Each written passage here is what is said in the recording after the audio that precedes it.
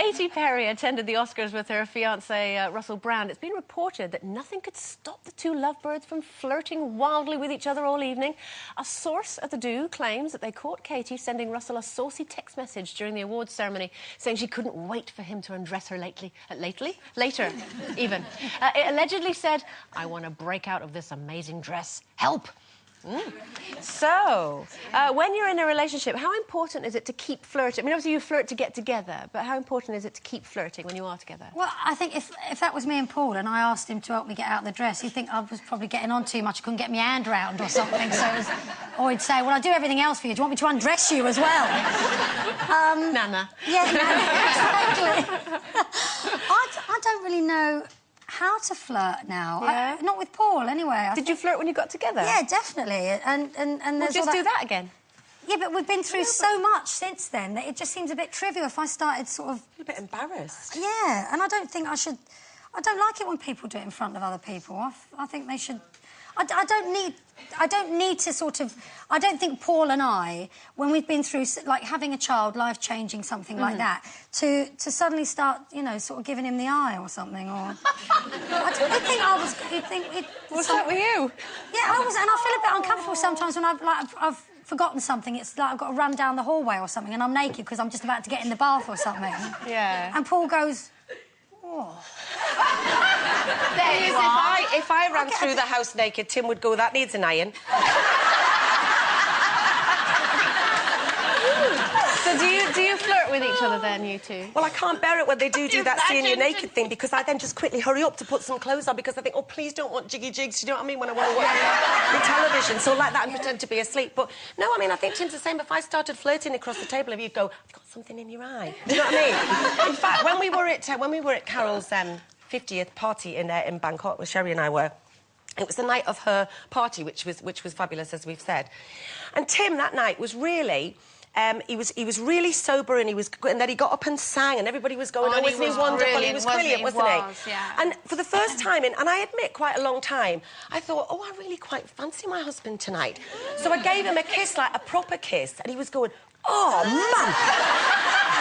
And it was like a proper kiss. And he went, what did you do that for? And it was only because I like getting a proper kiss. It was no good. I can't even flirt with him if I try. Yeah, I think you get beyond it. I think flirting's really quite nice, because when I was with my ex and we happier times, we did actually flirt. We'd actually, you know, like if I went, say, with a friend and I'd say, meet me tomorrow in London and we'll go for dinner. And it's like, nice. You know, having a date or something. And you have to, but you know what? You have to like somebody a lot to do that, because you have to work really hard at it. It takes a long time to do it. And all the setting up and where... So you have to care about somebody to flirt. And I think you need to not know them.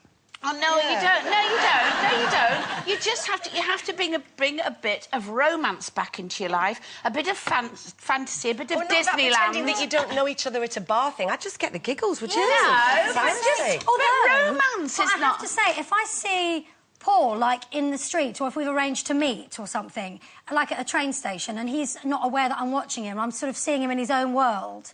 I find that quite sort of sexy. Yeah, I sort of think, oh, that's my man over there, and I'm able to see him objectively. But that's what I mean. But if you come up to me, if I saw Tim, I know he'd be like picking his nose or something. Do you know what I mean? I know. Because he's in Spain, so I can say it because he's not watching. Or if somebody doesn't know that they're being watched, they can look a little bit gormless, and it's kind of, you know, that, you know, looking through the shelves or something, you know, at the supermarket. Well, you know, whatever. I don't know. When you look and you expect them to be gormless, and they're not, and you go, oh, that's my man over there. I must admit, because you know, I've been a bit poorly the past couple of weeks. I've had a cold and, you know, and this sort of thing. And this morning was the first time I woke up, first time for ages that I felt like me. And as opposed to some kind of creature from the Black Lagoon, which is what I have been feeling like and possibly acting like. And I was in the... No, I hear you cry. You've been great. So I was in the shower and I was thinking, he's been a bit grumpy. Oh, he's been grumpy because I haven't given him enough attention. Right. So I've had my shower, I got dressed and all that, and he was still in bed. And I ran in and jumped on him and went, hi, I'm back, I feel well. And that's a bit too much information, Andrea. That's not just flirting, that's at least that's doing jiggy jigs. No, there was no jiggy jiggy. I had morning breath. There was none of that. But I think, it kind of made me think maybe I will send him like a little text after the show to say can't wait to see you later, or something like that, just to keep it all a bit sparky. But do you like watching other people flirt? You know, when you're out with them? No, that's Not disgusting. smoking, No, not but you know smoking. when somebody's really in love, you know, and they've fallen in love and it's really new. Isn't it lovely to see? it's like, that- get a I room. think Exactly. it is, don't you? It's like being out with Carol and Mark. OK, mums everywhere have probably been dropping hints for weeks as this Sunday's Mother's Day. And for that reason, we'd like you to take part in a feature that we're doing called Mum's the Word. We'd love you to email in those words of wisdom that your mothers have imparted to you, which have had the most impact on your life. Remember last week when Pauline Prescott said that her mum once told her, Pauline, remember this, you're as good as everybody else and better than most. So whether it was a pearl of wisdom, a motherly warning, or perhaps some funny stories of how she persuaded you to do things her way, we want to hear from you.